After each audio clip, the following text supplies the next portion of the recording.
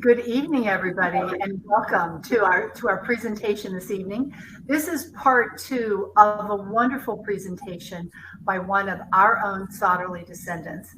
If you missed part one yesterday, never fear. It is going to be available on our website, and you can watch it at your leisure, but we're glad that you're here tonight. My name is Nancy Easterling. It is my honor to serve as the Executive Director of Historic Sotterley. And this is our next to the last presentation for our Common Ground for the year.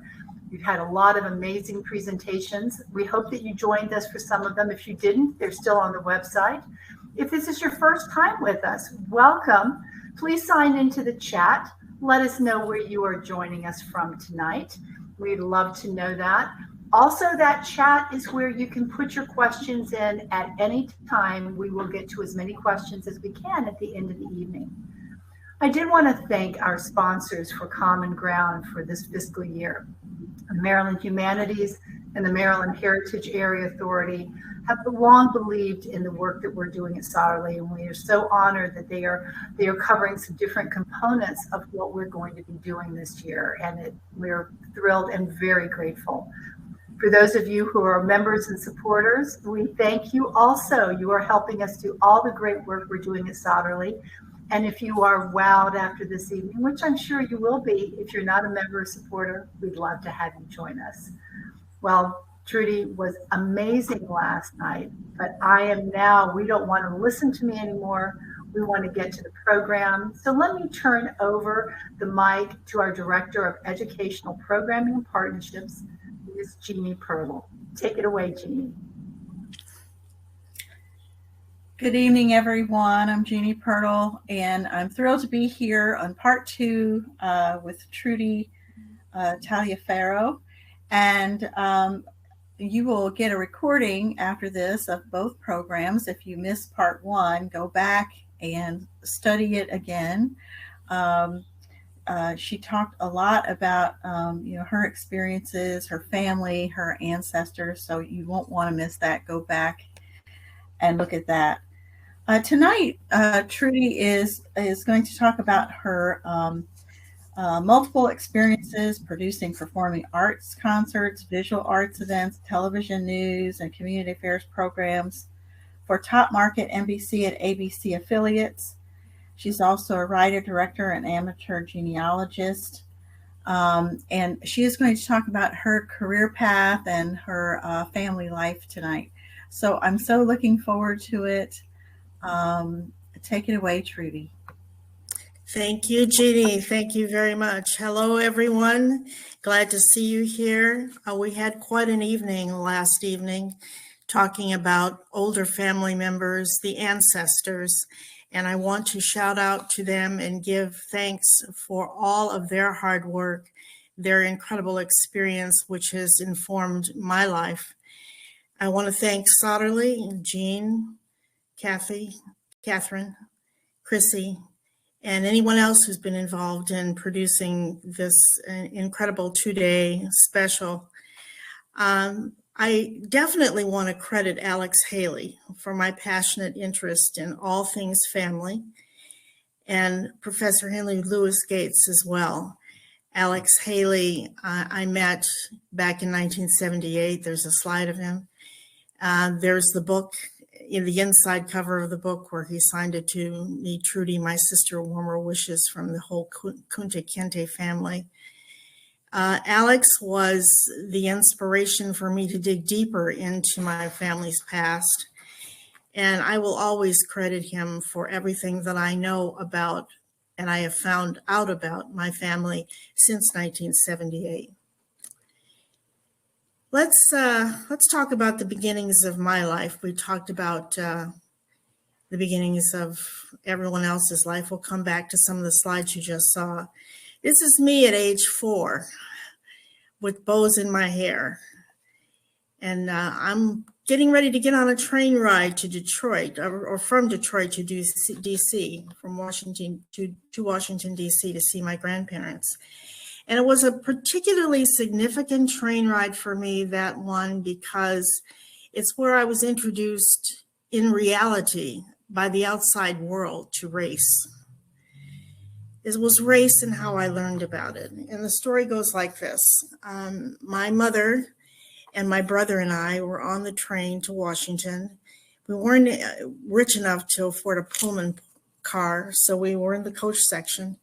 There were two seats always in those old trains that were face to face. And so my mother put me and my brother in one side of the seat and she sat in the other.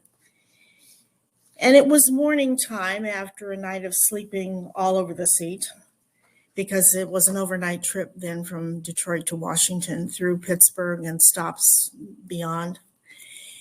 And she woke us up and said, what did we want for breakfast? And I wanted hot chocolate. So she ordered hot chocolate. And the porter came, and the porter was an old friend of my mother's who took care of us each and every time we went to Washington. And I had started going there from about 3 months until this age of 4. And so he took our order, and we waited a few minutes, and sure enough, hot chocolate came. And he was walking down the aisle, gave us our hot chocolate. We started to drink it. And there was this beautiful woman, white woman. I mean, I didn't know at that time that she was a white woman, but as it turned out, she was. And her husband, I believe, who were walking down the aisle. And they looked right at me and smiled and smiled. And as they passed me, they noticed my mother. And they turned and they said to her, "Oh, what a beautiful little pickaninny." And my mother looked like she was going to be struck by lightning. I didn't know what a pickaninny was. And I reached out to ask my mother that, and my mother reached across and firmly put her hand on my knee with that look in her face like, "Don't you open your mouth." And I didn't. That was my introduction to race. And my mother later told me when we got to Washington, D.C., that that was a name that was called to what we were called then was colored, and then Negro, and then later Black, and then African American, and then Black again. But at that point, my mother reached across and said, "No, no, no." And I obeyed. Now, my next experience with race was a year later in kindergarten. And I think you've got a slide of me in kindergarten somewhere. Yeah, there I am. I'm in the more or less back row on the far left, second person in. And this was my class. And as you can see, it was an integrated kindergarten class, which was wonderful. Had no problems with any of the kids in there, loved everybody. And I'll tell you a little story about kindergarten and my experience with race. There were large red, yellow, blue, and green stickers and squares and circles and rectangles on mounted construction paper. The sun streamed through large, unshaded windows, and our teacher's desk smack dab in the middle of the room that smelled of wallpaper paste and open pots of finger paints and aprons used by too many kids for too long. The floors were deep walnut-colored wood, and the walls were a hideous mauve. The breeze that October day was strong, rustling papers stuck on blackboards with masking tape. And Mrs. Lonsdorf, our teacher, was standing up now, ready to have us participate in the 11:30 game time. We had game time every day, and I loved it. We learned to play hopscotch. The girls were better at it than the boys. And I loved balancing on one leg, something I learned to do after school in Mrs. Sukalis' ballet class. And we also learned shuffleboard. Today, though, we were going to learn pin the tail on the donkey. Mrs. L was about to enter a new twist into the game that would change it for me forever. To play the game, according to Mrs. L, classmates lined up in 2 rows across from each other. Everyone who had blonde hair and light eyes lined up on one side of the room near the easels, and kids who had very curly hair and dark skin lined up on the other side of the room near the blackboards. It appeared really obvious for most of the kids what group that they belonged to. I was having a bit of trouble deciding, however. I did have the crinkly hair in braids, but my skin tone was just about the same as some of the other kids on the other side of the room, including my friend Megan. I could feel Mrs. L's eyes watching me as I stood there, and Mrs. L didn't have a whole lot of patience. So she marched right over to me and she wore a scowl. "Trudy," she said, "here's where you belong." Then came the instructions and the revelation. Kids near the easels were white. They would be the first to play the game. Kids near the blackboard were colored. They would watch the white kids play the game and learn from them, and then play the game. Let the games begin, those of color and prejudice. The kids looked at each other in a strange new way, and we cast our eyes on our arms and hair and noses and mouths in a kind of disdainful awe. I was fascinated with the intonation of the teacher as she called us each by name for our turns in this uncomfortable experience. When it was over, I ran straight home for my afternoon snack and to share the day with my mom, who was always asking questions about what was going on in school. Before she could get started that day, though, I said, "Mom, what does colored mean?" "Where did you hear that?" she asked. And before I could answer fully, Mom grabbed me by my chair, marched me out of the back door and back to school. There she confronted Mrs. L. Although I couldn't hear what they were saying, their crimson faces told the story. So that's how I learned about race. And it was, like I said, a very uncomfortable experience, one that I'll never forget, and one that disturbed me deeply for many years, except when we went to Washington, D.C. Every year we made a sojourn to my mother's home in Washington at 1535 T Street, and it was a haven from the tensions of Detroit, its factory town atmosphere, and its prejudice. When we went to Washington, we stepped into a different land. Our world became that of the older Black folks who had faith in the community. They were the porters and the elevator operators, the seamstresses, the cab drivers, waiters, educators, clergy, and government workers of a totally different society. My brother and I, David, stepped into a cultural refinement in a place where children were to be seen and not heard. The city, so reminiscent of Paris, was a wonderful place to investigate, and we had lots of help from a willing mother, driven to instill an appreciation for the contribution of her people. My grandmother and my aunt and my cousins and neighbors and friends made sure we saw a part of Washington that most visitors don't see, like the Octagon House, for instance. And my great-grandmother, slide 4, please, Mary Comfort Winston, came to Washington in the 1880s. She'd followed one of her sisters, Lucy, to the capital, leaving drudgery of farm life with her 8 siblings in Spotsylvania County. Mary was an excellent lady's maid, and her employer was a Mrs. Lindsley, a wealthy white woman who lived on Connecticut Avenue. She met and married her husband, who's pictured there, Nathaniel Thomas Winston, a native of Richmond, Virginia, in Washington at the 19th Street Baptist Church in February of 1889, with the well-known poet and pastor Walter H. Brooks officiating. Now, Washington society was a caste system of sorts. It was about skin color, money, where you went to church, and who you worked for. If you had 3 out of the 4, you were in.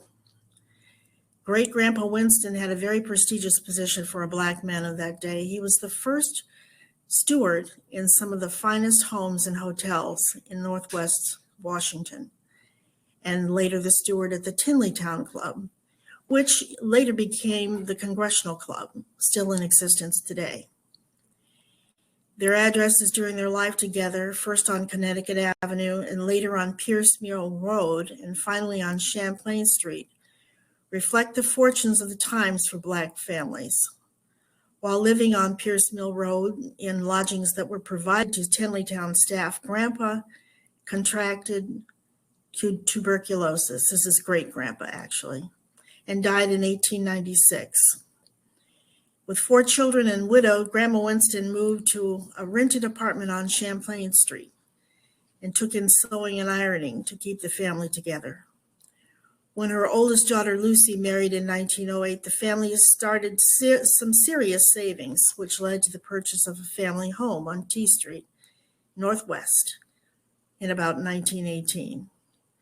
And over time, with 3 hardworking adults and with several gifts from the Lindsley family, which included things like Oriental rugs and heavy damask drapes and Wedgwood and Noritake, crystal stemware and candy dishes and pretty linens, hundreds of books, it became the setting for our vacations and our summers of my early youth, and it felt good and peaceful and safe. Now, I was introduced to the arts mainly by grandma, great-grandma. She had a piano, and I used to play with it. I didn't play on it well, but I could pick out tunes. And parents, my parents in particular, and all their friends were very supportive of me doing that. Mom and Dad drove me everywhere. It was Dad mainly who paid for it, and Mom mainly who drove. And the grandparents and the aunties had avid interest.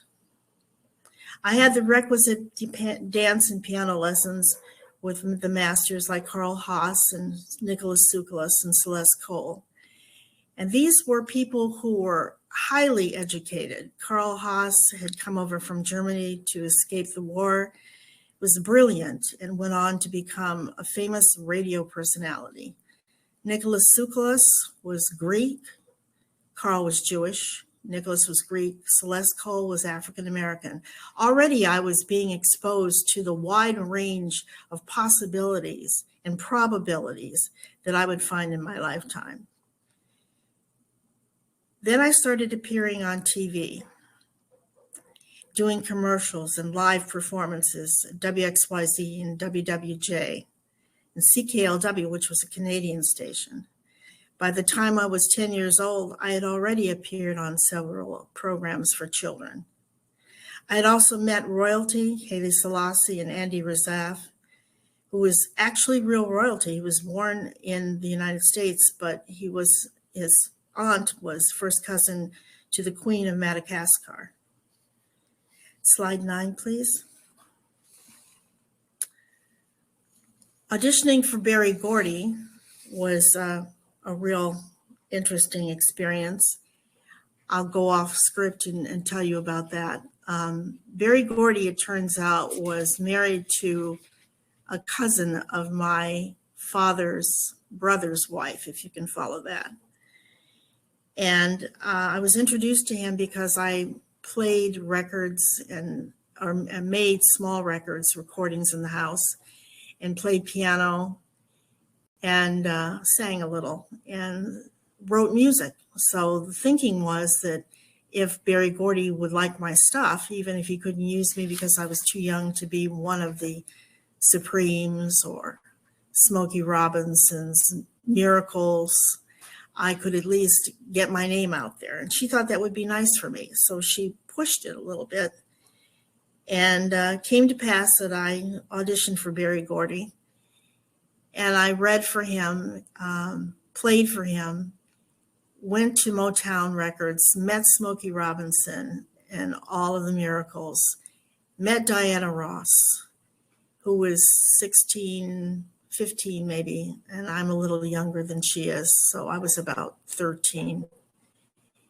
The end all of it was that it wasn't a productive situation for me. My classical training got in the way of my soul sound, which I didn't have to begin with. So standing next to them, my music looked like an elephant instead of a galloping horse. And that was the end of that story. But in the process of doing all these things, and my mother being very involved with the arts in the city, I ended up meeting a true magnanimous megastar. His name was Sammy Davis Jr. And Sammy Davis Jr. came to our home in Detroit for dinner one night. And I will read you a story about Sammy Davis Jr. if I can find it. This is what happens when you have too many pages to the script.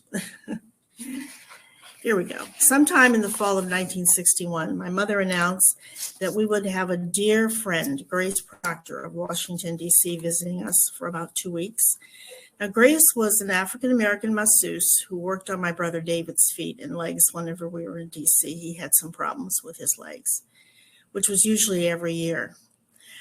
I was excited to hear she was coming, and Grace was very patient, gentle, not exactly mom's strong suit. So I had a different experience with a woman on a regular basis for about 3 weeks. She was also an exceptional cook. Her dinner tables were straight out of heaven, and the Maryland ham, the butter beans, the greens, the sweet potatoes, the pickled watermelon rind, the biscuits, the fresh peach jam, just amazing food. The usual Saturday regimen of house cleaning got stepped up a notch, and there were new chores for me: baseboard dusting and repainting chipped seams, brushing the dust from the radiator, and removing the crystal icicles from the chandelier in the dining room, washing and rehanging them, and polishing the silver. It was limited, but we did have some. All I knew about this attention to detail was that we were going to have a famous house guest for dinner. I knew some of my mom's friends were connected to showbiz people, and I just auditioned for Berry Gordy. And so it just seemed a natural that I would meet Sammy Davis Jr., right? Okay. Ernestine Postal's Obie, who was a University of Michigan college friend of my mother's,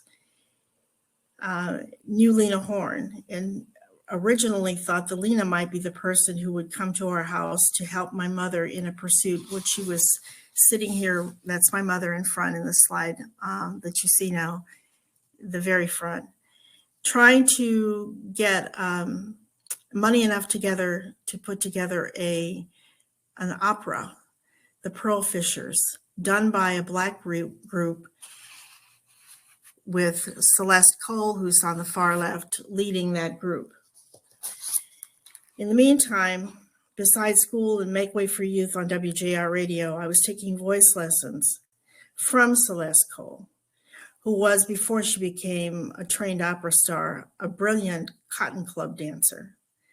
Celeste hailed from Texas, and back in the 50s and early 60s in Detroit, many Black folks came from the South with a package that Celeste sported: brains, talent, and looks that were not present in a lot of local folks. Celeste, forming a small opera company, calling it Opera Workshop, she had all the teen students participating in the chorus of the opera, The Pearl Fishers, and I was no exception. The production was scheduled to be produced at the Detroit Institute of Arts sometime in the winter of 1961. The cast was mostly Black, with the female lead being played by Dolores Ivory, who went on, incidentally, to the Houston Grand Opera. The production was running short on money, so they came up with this idea to get a star. Well, Lena Horne, who was the first choice, couldn't do it. She was already engaged. So she said, "Why don't you call Sammy?" to my mother. Lena and my mother knew each other.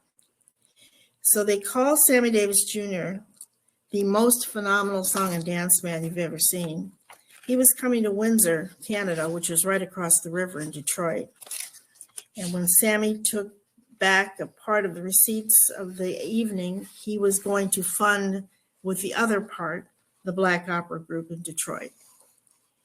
It didn't take long to convince Sammy that this was the right thing to do, but he did take them hostage for a good home-cooked meal, explaining that he had been on the road for a month and eating in hotel rooms and clubs and needed some soul food for sustenance. Well, my mother volunteered, even though she hadn't called Grace at this point. She volunteered Grace because she knew what great soul food would be coming onto the table. Now, I didn't know all this was going on. I didn't know what was going on in the background at all until 6 p.m. the night that somebody showed up at our front door and the doorbells chimed, and looking through the little glass leaded window, I saw Judge Damon Keith. Now, I knew Judge Keith and Dr. Thomas Batchelor, who was standing right next to him, one of my dad's closest associates. I opened the door, and there was this thin, small, brown-skinned man with a hat on standing in front of me. Oh my goodness, he looked just like oh my, he was Sammy Davis Jr. I stifled a shriek, and a highly bemused Judge Keith gave me a wink and walked Sammy into our home, coats and hats away, Dad digging out the Black Label scotch. And before I knew it, we had a house full of people for dinner. Grace came to greet us with Mom, and wow, what a night. So that's about Sammy Davis Jr. Now, the time I got into my next round of acting and singing was in this show, The King and I, with Betty White. Betty White, who's still alive at 99. She's 99, folks. Do you believe that? Betty White was the most marvelous person. She remembered all the kids' names in the show. There were 26 of us, I believe. That's a good bunch of them right there, with me right in the middle, looking up in the wrong direction, not at the camera. But all these kids were from multiracial backgrounds. We had kids who were Mexican, we had kids who were Asian, we had kids who were African American, we had kids who were a triracial mix of African American, Native American, and white. It was a beautiful cast, and this was in 1959, when many of these kids and their parents wouldn't even go out in public to restaurants because they would be excluded, yet they were brought together by some miracle presence in The King and I. Next slide, please. This is us on stage. And now what's so amazing about this, unfortunately, my face is covering, maybe you could take me out for just a second. My face is covering Donna McKechnie. Donna McKechnie won the Tony Award. Donna is standing in the back. The very last person you can see on the right-hand side in the back is Donna McKechnie. She won a Tony Award for her performance on Broadway and in a chorus line. And she was just 17 at the time that she was in this program, in this particular show. And I have lost my place, folks. Next slide, please. Okay, let's go directly to talking about high school and college, or more college than high school. This is me with Paul Stuckey of Peter, Paul, and Mary. Paul is standing in the center, and the bassist, Dick Niss of Peter, Paul, and Mary, who just died last year. I also sang in college with Simon Estes, who's standing there, much older Simon Estes now. This picture was just taken a couple of years ago when he was here in Sacramento performing. And also with the legendary Al Jarreau. Now, Al Jarreau and I, yes, these people all went to the University of Iowa in the 60s. Al Jarreau was actually a graduate student at the University of Iowa, and I was a freshman. And Al and I would get together on the back steps of Old Capitol and sing all these mellow Johnny Mathis kind of tunes. That was Al's stock and trade at the time, was a Johnny Mathis sound. He didn't develop into the jazz performer he became until well after college. Simon Estes went on to become the basso profundo of the Metropolitan Opera, sang in more than 90 opera houses all over the world, gained a great reputation for his work. It was absolutely phenomenal. Next slide, please.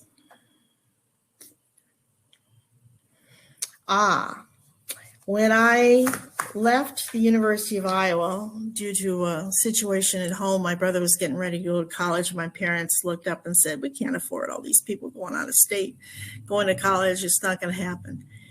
So they asked me to consider coming home. And I said, yeah, I can consider it, but I'm not sure I want to do it because I'm really having a lot of fun at Iowa. I'm meeting, people like the New Christy Minstrels and a whole lot of talent that came through the area. And they said, well, you need to think about it seriously. So I said, all right, I'll come home. And I came home, and I came home to a fabulous find. I came home to the University of Detroit Chorus. These are the Singing Titans, which is a small group within the chorus. And it turns out that I met my husband there. I'm sitting on the piano next to the lady who's playing the piano, Vanetta. I'm sorry, not Vanessa, Vanetta. And we called her Knuckles. And then my husband is standing in the middle of the picture. 1, 2, 3, 4. Fifth male person from the left, almost dead center in the picture, was going to be my future husband, Larry Taliaferro. The Titans traveled all over the place. They sang a lot in the Detroit area, but they also traveled throughout the state of Michigan, Ohio, Indiana, and I believe they came to Illinois as well. Next slide, please. They were a small group of the, we're already at the wedding. Okay, let me go back to the previous. You don't have to go back to the slide, but you can. That's good. The Titans were a smaller group within the University of Detroit chorus. The chorus actually was over 100 voices. And they had the reputation of never singing the same song twice in a concert or in a series of concerts. And after the concerts, which would be almost 2 hours solid of singing, they would gather and they would put together a whole new concert in places like pizza joints. And we'd all end up singing for our supper, so to speak. And it was a marvelous experience. We did all kinds of meetings that happened to bring people together of like minds and unlike minds. So we did a lot of discussion, argument, but mostly it was fun, easy listening, lots of joy in our lives. Okay, I'm going to take a moment here to find the pages that I need to get to give you the rest of my script here.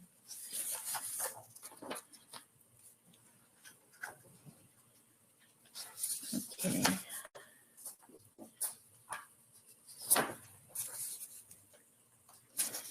In the end, in the last year at the University of Detroit, before I ended up getting married, I worked for a group called the Palmer Orchestra, and we went around the country to all the state and county fairs in the area, singing with the likes of people like the Jackson Five, with a very young Michael Jackson, Minnie Pearl, Andy Williams, George Kirby, the Osmonds, and returning to lifelong friends at the University of Detroit. The number of marriages out of this chorus group was 10 to 12 people.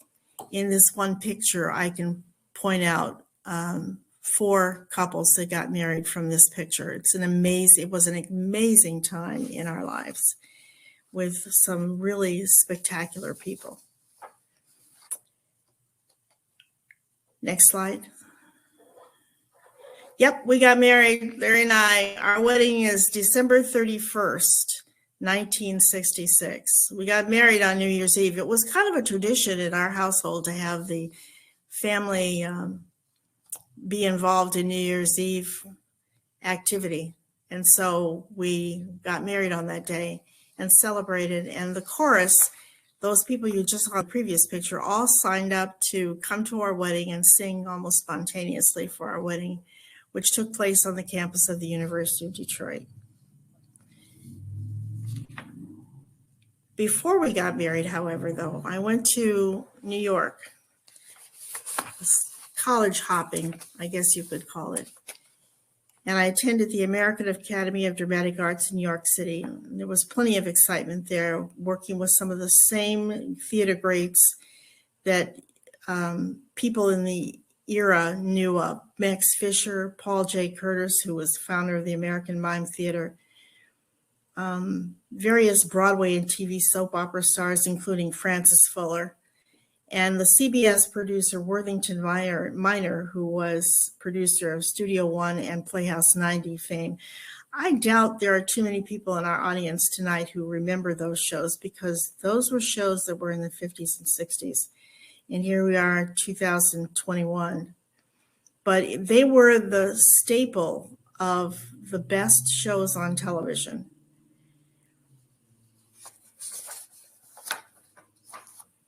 Now, after that, next slide, we moved to California as a family. And my daughter was born in the 67 riots in Detroit, which I could go on and on about. Suffice to say, it was a pretty scary period. My husband was in northern Michigan at the time and did not know what was going on. He was in the Air Force. And the Air Force wasn't going to allow him to come home just because there was a riot in Detroit. So he stayed up there and got word from us about what was going on day to day. Our son was born 2 years later after the 67 riots in 69. And so there you have little Teresa and little Mark Taliaferro. I was working on my beginnings of my TV career at that point. It was late in 1971, and I was going back to school for my master's in TV broadcasting at Sac State when I was recruited by KCRA on kind of a dare. KCRA is the local NBC television station in Sacramento. I ended up getting the job almost immediately and writing copy for radio and doing interviews and TV on the side, hosting the morning 5-minute breakaway from the Today Show and writing the community calendar programs. Larry left the military in 1973 after serving almost 7 years. And we moved to LA, where I took a job at Metro Media. I was the first Black woman, by the way, at KCRA in Sacramento, and possibly the first Black woman, certainly the first Black woman in mid-level management at KTTV and Metro Media. What was really neat about the whole thing was I got daily breaks if I wanted to take them by going down to the other studio on the lot, which contains Soul Train and Don Cornelius, and I visited it frequently just to kind of dance and get the jitters off. I became the public affairs director for the station and a producer for community specials like POSLA, which was an arts program starring host and singer Dionne Warwick. I left LA in the beginning of 73 and came north to San Francisco and Oakland. And besides the new stint at KTVU and ending up my career interviewing over 50 high-profile talented actors, singers, and musicians and sports stars, business leaders, educators, and politicians. Slide 16, please. The brilliant Vernon Jordan, A Statement for All People, the very kind and understanding Clint Eastwood, and 3 presidents of the United States, Carter, Ford, and Reagan. Classical dancer Edward Villela. Here you see Eastwood on the left and Villela on the right. I was the first Black and I interviewed the first Black woman to run for president, Shirley Chisholm. This is what television looked like back then with me in it. And if you'll play the reels, please.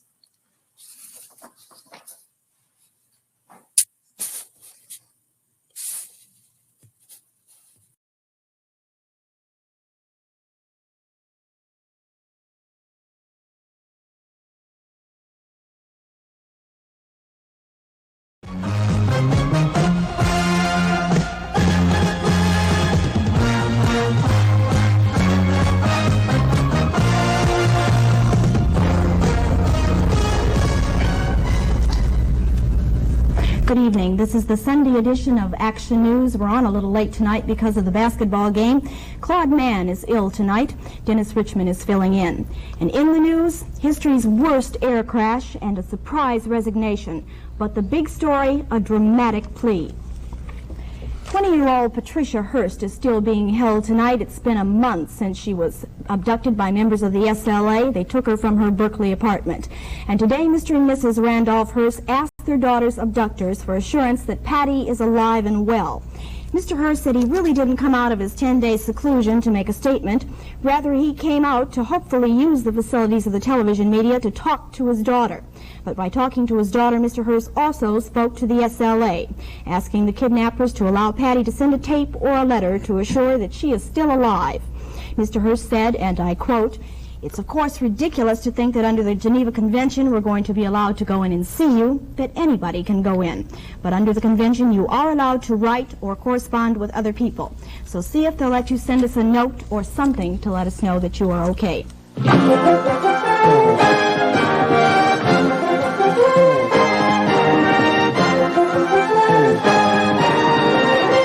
You have been a Hollywood star for some 20 years. And during that time, you've played so many roles that they're just too innumerable to count. Do you have any particular favorites yourself? No, I think the next one's going to be the favorite. I always think that. No, I think it's a mistake to look back on work you've done and try and pick out what you like about it. When I look at the work I've finished, films I've made before, I try to find what I don't like. That's what'll help me. To try and find what's my favorite is an exercise in futility. I hope the audiences will do that. But what I'm trying to do is get better, not try and find out what I did that was good before. Let's talk about what you don't like about your work. What don't you like about it? I've never made a film that I wouldn't like to do over because I could do it better. I've made a number I shouldn't have done at all. But of the ones that turned out, even the ones that I like, why, there are none that I couldn't do better now.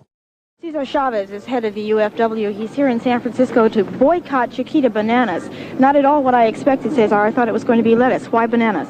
Well, bananas, it's owned, by the former United Fruit Company, which is now United Brands, which also owns Sun Harvest, which is a lettuce company we're striking, so that we're putting pressure on one company, hoping that we will break that company to break ranks from the other growers who don't want to negotiate, sign a contract, and maybe set up a pattern that way, and we can solve the dispute.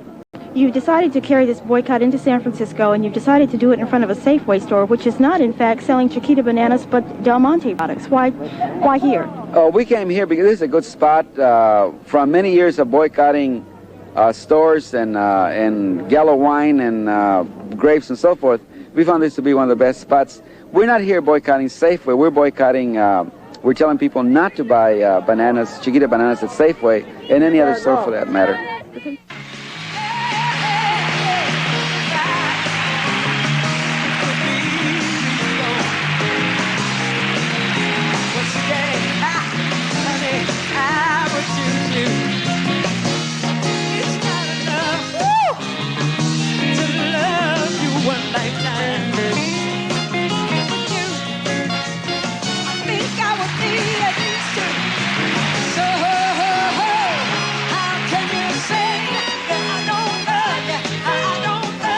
Night without the Pips today, right? Yeah, they might be here. We're hoping that they'll make it. Come. Yeah. Took a midnight train from Georgia. Not really. But you remember that hit. Yes. Gladys, the first hit you had, Every Beat of My Heart, long time ago. Yeah. I can remember you doing that in performance, really? by the way. I sure can. That's great. That was the beginning of it all for you, wasn't it? Well, not really. Recording-wise, it was the beginning for us, but the Pips and I actually started in 1953. How did that happen? It was by accident, wasn't it? A birthday party or something of that nature? Yeah. Well, I had been singing since I was 4. Yeah. And I went on Ted Mack Original Amateur Hour when I was 7, and I won the grand prize on that show.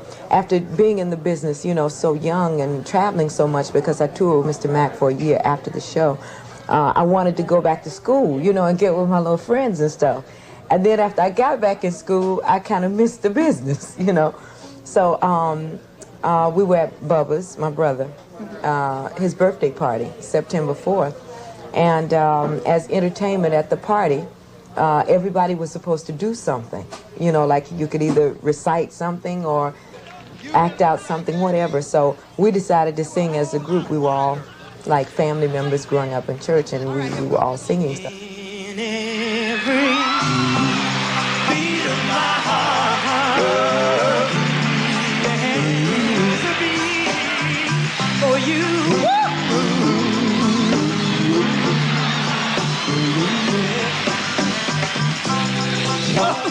Why?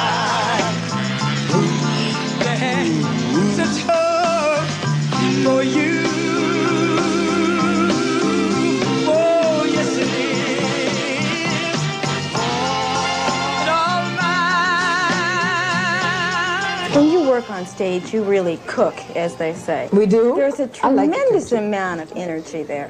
How do you keep that going night to night, and do you ever have voice problems? Because you really belt it out. You don't lay back, you don't hold back anything. It's all out there. Yeah, I have voice problems quite a bit because, as you say, I don't know how to say it.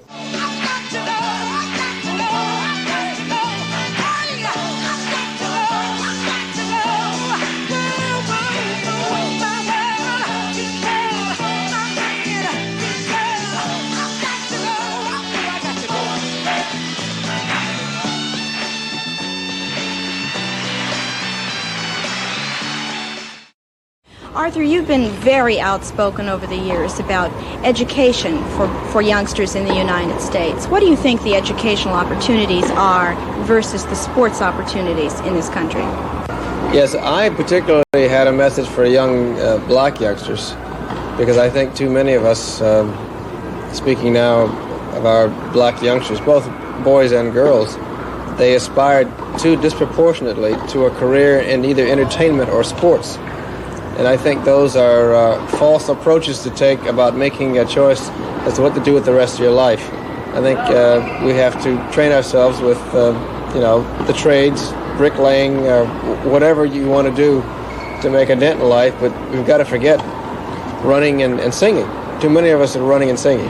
He's preached in his share of churches, and he's marched with Dr. King and Selma, and currently he's the ambassador to the United Nations for the United States. Andrew Young is our guest tonight on Saturday Live. And I say currently because I'm sure in the future you have many expectations beyond the ambassadorial rank. Let me ask you first. I don't know what they are. You don't know, you don't know what they are. Well, we'll try and fix that for you.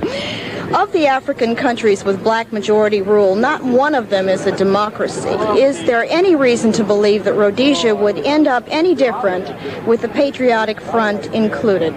Well, first of all, I think that it's not true that not one of them is a democracy. I think Botswana is a democracy, Ivory Coast is a democracy, and so is Senegal. Nigeria was a democracy for some 15 years, suffered a civil war, and is going back to democratic rule. They're in process of rewriting their constitution, and in 1979, their constituent assembly will elect a national president. Most of Africa, black Africa, a good percentage of black Africa, enjoys many freedoms, and there's multiraciality respected almost every place in Africa, with the possible exception of Uganda. And there, it's more blacks that suffer than whites. Joseph Nkomo has been very critical of Britain's statements regarding a settlement in Rhodesia. At one point he called Britain's Foreign Secretary David Owen a racist, even though Owen has acknowledged a settlement without the inclusion of the Patriotic Front would be difficult. What is Nkomo's position on British and U.S. involvement in the Rhodesian settlement? Actually, Joshua Nkomo has been, with me, always encouraging of the Anglo-American initiative. But he's got a very difficult problem. He's got some 25,000 men fighting a war. And he believes that the only reason that Ian Smith is willing to talk to him is because of the success of his military operation. And he looks at the history of the United States and Great Britain, where for 13 or 14 years we did absolutely nothing. And so I think he's reluctant to put all of his eggs in our negotiation basket. But he's been very, I think, forthcoming with me when we've talked, and has expressed a willingness to enter into free elections and to have the United Nations take over Rhodesia through a period of transition and abide by the result of an election of all of the people of Zimbabwe. What's a nice Italian girl from Brooklyn doing in San Francisco? Well, this nice Italian girl, who's really a nice Italian woman by the name of Brenda Vaccaro, is here to talk about her new picture, Capricorn 1, and many other things about her life. That's Brenda, quite welcome. a beginning. I love it. Thank you. I just found out recently you were from Brooklyn. Did you? Yeah. Yeah. Right. I'd forgotten it. That's the funniest. Tell me, in the movie you have a very small role, really. I mean, I went and I was really kind of surprised because I thought you were going to be the whole movie.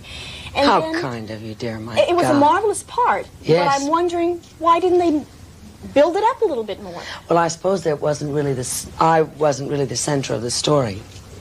And that probably had a lot to do with the reason that it wasn't built around me. But it was a joy for me just to work on it as long as I did, because it isn't very often that you get to work with people that you've worked with before that you love as much as I love Hal Holbrook and Elliot Gould. And I had in the past done a movie with Hal Holbrook, and I had done a movie with Elliot Gould. So it was like, I don't know, some sort of a wonderful blessing that I had the opportunity to work with him again. And I thought Peter Hyams was an inspired young man who had this wonderful idea about how to do this action film that was filled with excitement and all kinds of entertainment. So I thought I'd just go ahead and say yes, and I did, and it was a lovely experience. Did you see it? I did, and I loved it. Didn't you just go, I loved the action. It I was liked the really, guy climbing up on the top of the cliff, and all of a sudden, there... Helicopters. We're not going to give away all the theme. No, not all of it, because it is quite something to go and see. I mean, the certainly music's is. loud, everything's just, I mean, you feel like This you're... is a real departure for you as far as Did I you can think it see. was? Yeah, because, I saw Midnight Cowboy. Oh, yeah. And here you are from Sin and Sex and paying John Voight for his services to reading Dr. Seuss to two children in bed. I mean, that's quite a switch. Well, I'm a lot older. Yeah. Are you about the business of changing your image, or do you think it needs changing? Oh, no. I'm not in the business of doing it, nor will I ever think it needs to be changed, because I don't quite know what it is to change it. But it was just an opportunity to do something different, I suppose, And I mean, there are so many different roles that I've done, from Julius to Ethel Rosenberg, that project that Stanley Kramer did. I've, I suppose, always taken different kinds of roles without thinking that this was just going to be the type that I was going to do all the time. Are you ever going to do television again? I remember Sarah, the short-lived 12 segment series that you did. What happened there?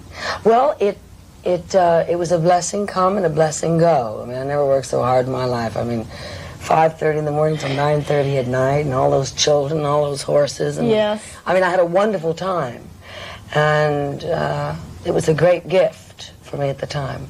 It's afforded me to buy my house. It's wonderful for a woman to own property, God knows. And it was a great experience for me.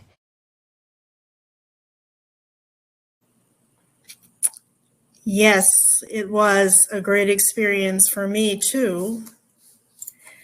Yes, it was a great experience for me too. I left television in 1980 after almost 10 years in the business. Did I like it? I loved it. I absolutely adored doing those shows. Even though, like Brenda Vaccaro said, it was up at the crack of dawn every morning with two kids, getting them off to school, doing things that were necessary for the day's work. And then in the evening, making dinner, studying scripts and studying information all in between that time, and going to bed around 10 o'clock at night, getting up at 2 o'clock in the morning, staying up until it was time to get ready to go to work again. So it was a tough life, but it was a very rich life, except for the money. I didn't have an agent. I came in as a Black woman in television before Black women were even thought about being more than just window dressing on the set. And so I did not make big.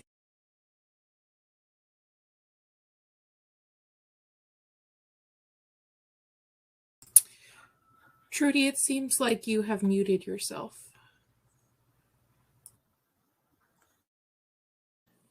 Am I on now? Yes. Yes, ma'am. What happened there, I wonder? Wow. When did I mute myself? I'm sorry. You said window dressing. Oh, window dressing on the set. Yeah, I was not window dressing on the set. And that was probably a big problem for most of my bosses, because I wanted to do and get out there and do all of the important interviews, like the presidents, like the governors, like the writers, the authors, the show people. I wasn't going to sit in the background. And sometimes it meant a little friction here and there. There was friction about whether my hair should be long or short, straight or curly, and what I should wear. It was an interesting period in television history, and there were no opportunities for Black women at that point in time to get agents to help them along all these stumbling blocks to success. So I had a good career, but a limited career. And when it was when it was time to go, I knew it was time to go, and I left and got involved in education and other pursuits. Ended up teaching Black theater at Santa Clara University and at San Jose State University. Did a lot of things in the community, re-enlivened and invigorated myself as far as the arts were concerned.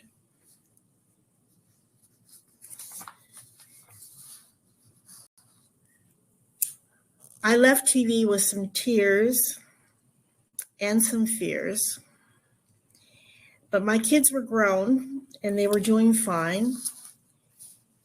You can show my kids if you want, from Santa Clara to University of, there we go, there's Larry and Trudy's 25th anniversary. We had our 25th anniversary at Santa Clara University, as a matter of fact. We had about 70 people come. We enjoyed and wined and dined and had a really good time. And I helped lots of kids in the future. There's my brother and his family, my brother David and his family, David, who is now deceased, and their kids who live in various places across the United States.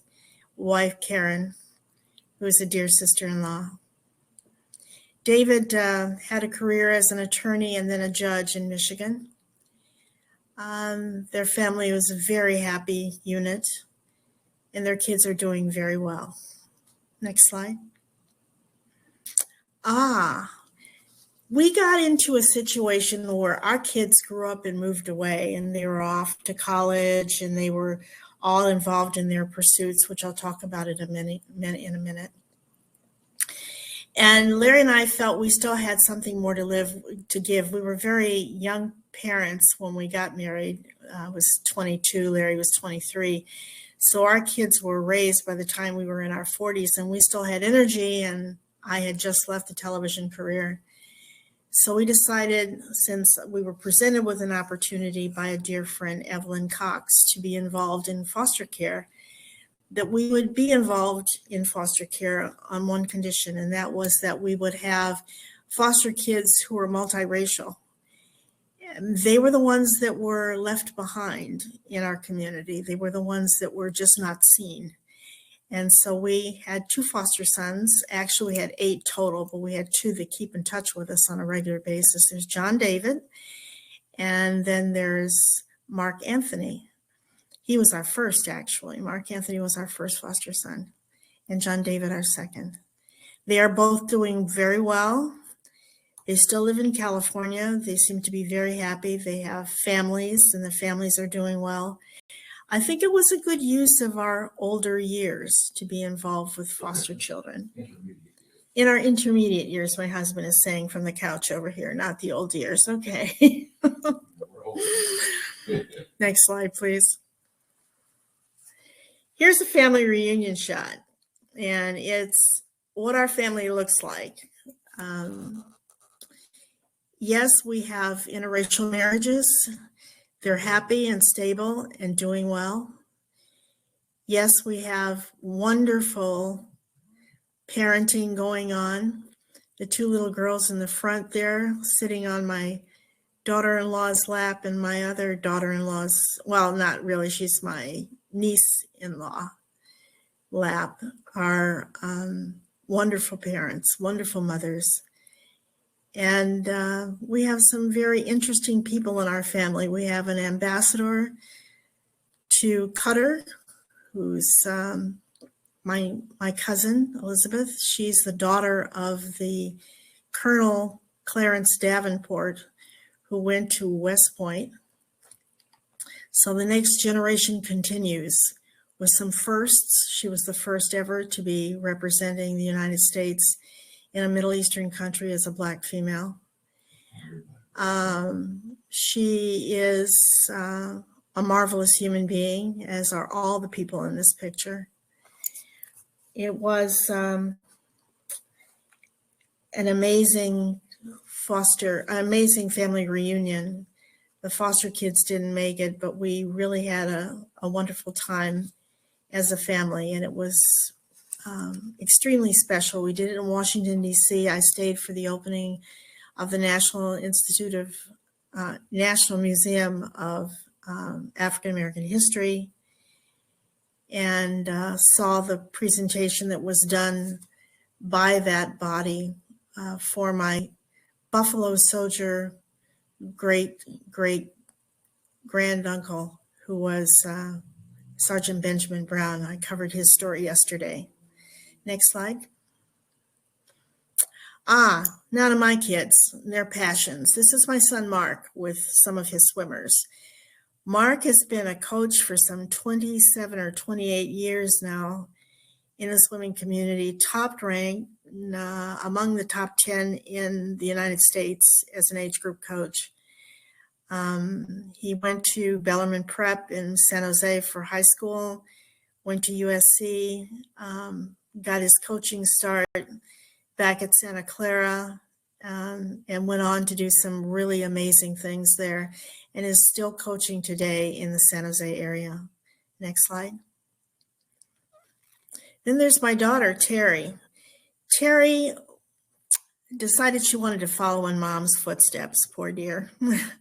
So Terry, not really poor dear, she went and she got a terrific education, first at Berkeley, and then at University of Michigan, where she got her master's. And then she decided that she really wanted theater and stepped into that frame for a while, went to New York, came back from New York, got involved in local theater, and here she is in a presentation that was done a couple of years ago. A couple of presentations, actually. I think Carmen is on the right. I don't remember the show that she was in on the left. But she maintains her connections with the theatrical community and does very well, is now pursuing the possibility of getting a doctorate. Next slide. And there they are together, Terry and Mark, in happy moments. Go ahead. And this is Mark with Larry and me and Justin, our grandson. Justin is a young Justin, and Justin now as an older Justin, very mature, and his girlfriend, Shay, and they have hopefully a life together in the near future. Next slide. Mark and his family with Shay, and Mark holding a couple of his trophies from the Bellarmine swimming team first place championship. So you can see that we're a very happy, there's a foster son. There's Mark Anthony right next to Terry and Larry. Mark Anthony is triracial. He's Filipino, black and white. And our other foster son, Jen David, is black and white. So we've kept to our mantra of giving kids an opportunity who might not have it ordinarily because of their mixed race parentage. And we've been very happy doing that. And I think that's the end, right? Is that the end? Yes, that's the end.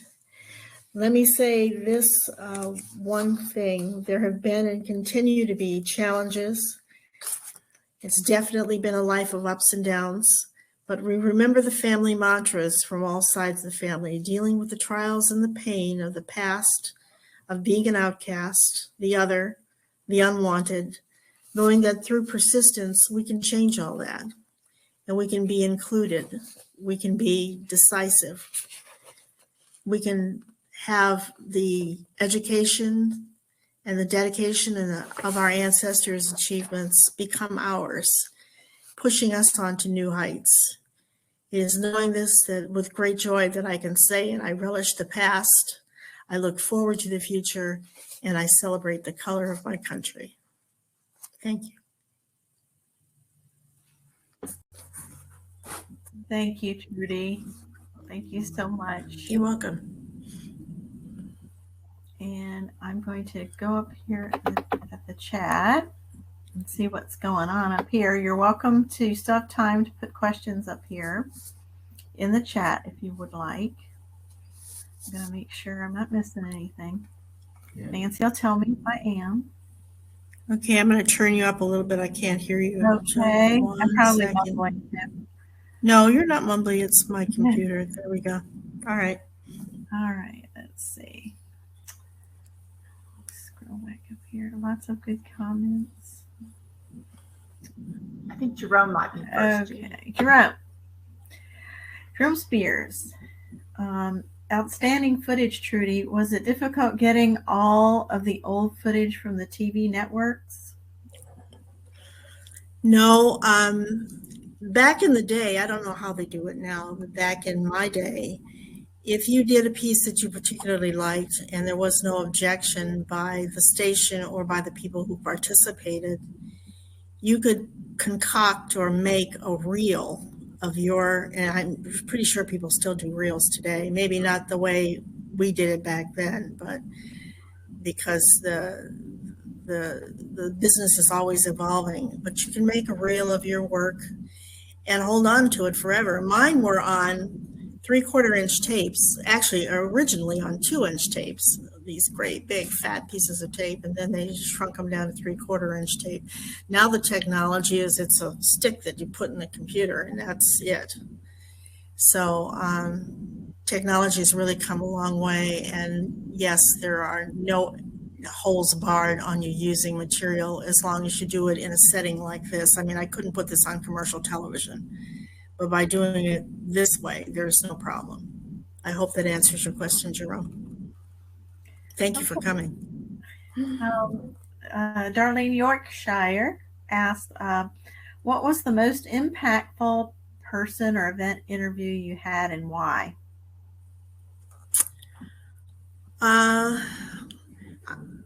I have two actually that I can speak to. The first is Jimmy Carter, President Jimmy Carter, whom I greatly admire. Jimmy Carter and I met by a candy machine at KNTV in San Jose. He was rocking the candy machine back and forth, and I thought, I know this guy. Who is he? Oh my God, this is my guest. This is the governor. He's my guest. He's my next guest. So I walked up to him, I introduced myself, and I said, what is going on here, sir? And he says, I'm trying to get this candy bar out of this machine. And I thought, you know, this is the most, for a governor to be standing there talking about candy and getting it out of a machine was the most humbling experience I've had in some time. I thought that he would be hoity-toity and very removed, and he wouldn't be at all friendly, and he was very friendly, very relaxed, and was, you know, working with me to get this candy bar out of the machine. And finally we got it out of the machine. It took a while. His interview was superb. He knew exactly what he wanted to say, and he did it with such grace. Treated everyone beautifully. Usually these statesmen get on their high horse and they expect that you're going to deliver something to them immediately when asked, etc. That was not Jimmy Carter. He's the most humane person I know. I admire him greatly, and I think he has been a blessing to this country in his 90 plus years. Just an absolute blessing. The other person that I think really, well, there have been several really that have impressed me. Whoops. What's going on? You're good. We can hear you. Oh, okay. I'm sorry. Something on the screen changed. The other person that impressed me, there have been a couple, had so many. I mean, I've had 50 plus interviews. Clint impressed me. Michael Jackson impressed me the first time I interviewed him. He was sweet and kind and very much a keeper of his own soul. I think the second time I interviewed him, I saw that diminished immeasurably, and he was someone else's person. He wasn't his own anymore. But as a youngster, and certainly as a performer as a youngster, He was very much a wonderful child, then a wonderful teenager, and a wonderful early adult. It was only when the powers that be got hold of him and told him what to do that he changed. Did that answer your question? I think so. So Julie Ennis asked you, what advice would you give to multiracial kids today? Know it all. Get out there and find out what it's about. Do not get stuck in one path. It's curtains for you if you do that. You have to know what to do in every situation, and you can only do that by reading tons, getting a great education, the best you can possibly get, and getting out there and seeing what the world is really like.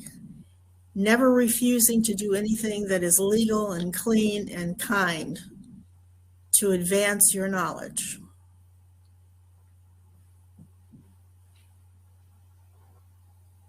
Okay. So Teresa Taliaferro asked, can you list more of the 60 or so famous actors you have interviewed? Now that piece of paper just happened to come to the top, Teresa. Okay, so we've said Jimmy Carter, Gerald Ford, and Ronald Reagan, Carol Channing, Michael Jackson, David Nelson, Lauren Bacall, Gene Washington, Kenny Stabler, Jack Lemmon, he was a dream. He was an absolute dream to interview. George C. Scott, a nightmare to interview. Sat there polishing the silver as I was talking to him. There was no interaction between the two of us at all. It's just an awful, awful piece, which we ended up broadcasting, but I hated it. Abba Eban from Israel. Julie Andrews, The Hills Are Alive with the Sound of Music. Deborah Carr, Beverly Sills, Andrew Young, Jane Pauley, William Shatner, Luciano Pavarotti, Robert Goulet, Andy Gibb, and Vernon Jordan, and Bruce Jenner before he decided to become something else. David Halberstam, Judy Chicago, Arnold Schwarzenegger, and the list goes on. Okay, I'm not going to read all of them. I mean, Betty Shabazz, Shirley Chisholm. I will read those too. It's a long list. It really is. It's a long list. Well, this was a weekly. It was a weekly program that went on for 3.5 years. Plus, I did news on the side, so I got some of these interviews on the news side of things. So it was an amazing journey, an amazing adventure. Something that I would have never predicted as a child when I wanted to sing like Irene Dallas or be like Beverly Sills. I never would have dreamed that I would go into TV and do this kind of work. And I loved it. I absolutely loved it. Great career. So another question. With such a multiracial family, did you all have discussions from the racial events of 2020? Because 2020 had us all sequestered in our homes because of COVID, there wasn't as much discussion face-to-face as you would expect. In fact, there was very little. For us, there was almost none at all since we're seniors and we just decided not to go very many places. But on the phone, yes, we talked about racial problems. We talked about what was happening in the world. There were signs that there might be a great eruption, once again, like the riots of '67. In fact, there were small eruptions, as you know, in Charlottesville and other places. But I think that some folks have come to terms with the fact that we are a pluralistic society and we are going to have to work out our problems person to person, face to face, as much as possible. Some people never will get there, and there's nothing we can do about that. But a lot of people are coming to the table. In fact, there is a group called Coming to the Table, I do believe, talking about race. there are several groups and several chats and several Zooms every week where these subjects are discussed. And I think it's for the better that we are doing this. You're protected if you're on, to some extent, for those who don't want to be out there, you're protected by being on Zoom or doing chat or whatever. For those of us who do want to be out there, we know where we can go now. We've made some acquaintances this way, and we can go out and do what we need to do to help change the world. And everyone who's alive is responsible for helping that change. I don't want to hear it from seniors who say, oh, I'm too old, I'm sorry, I just can't do it anymore. I don't want to hear that. Look at me. I'm not 20, I'm not 30, I'm not 50, okay? And I'm out there doing it, and I expect you to be out there doing it too, especially if you're multiracial. Okay, can you talk about the presidential interviews a little bit more? You told me some interesting stories about the differences in the president. Yeah, well, okay. There are the two that I didn't talk about are Ronald Reagan and I talked about Jimmy Carter, but Ronald Reagan I didn't talk about. Let me say about Ronald Reagan this. I interviewed Ronald Reagan just before he became president. And it was an interesting interview in this respect. Everyone who interviews someone at that level of officialdom in the United States has to be vetted. You have to be looked at, scrutinized carefully before you can get anywhere near a presidential candidate. So I was vetted and I passed the test. But then I was asked to submit my questions. And I thought, okay, that's not too unusual. I guess he wants to know what we're going to talk about. So I submitted my questions and they came back. I had about the 21 questions, that you normally have for something like this. And they came back and they said, okay, now that you've submitted the questions, they've been cleared. We want you to put them in the order in which you are going to ask them. And that I found unusual. And it wasn't until years later, until it became apparent that he had dementia, that it occurred to me that maybe he had memory issues as early as our interviews. And I've always wondered about that. And that's all I have to say about the matter, but it was a revelation to me. And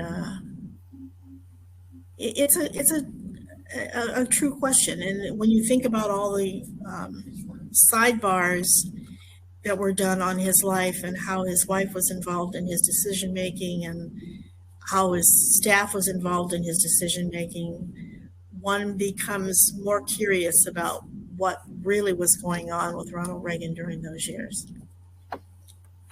Okay, Jan Briscoe asked, will you come see us at Sotterley again, I guess? I'd love to. I'm hoping that maybe I can get out there in the spring of 2022.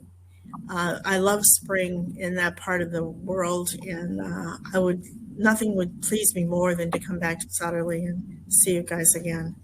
I had a good time, even though it was a painful time. It was hurtful, and I'm not going to deny that I stood in that cabin and I wondered and wondered what it must have been like with me as a privileged human being, wondering what it must have been like that an ancestor of mine lived in such destitution and poverty. Okay, Trudy, I think that's all the questions. I just want to personally thank you. Thank you for doing this and being on our Common Ground programming this season. Nancy?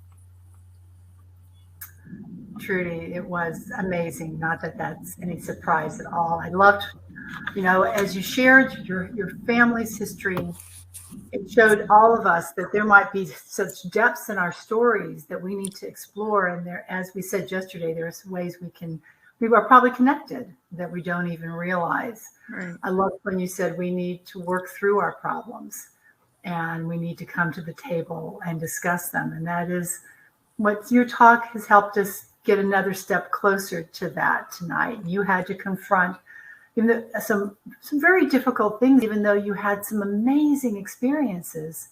You also had to encounter difficulties. And these are the kind of things we need to be able to discuss.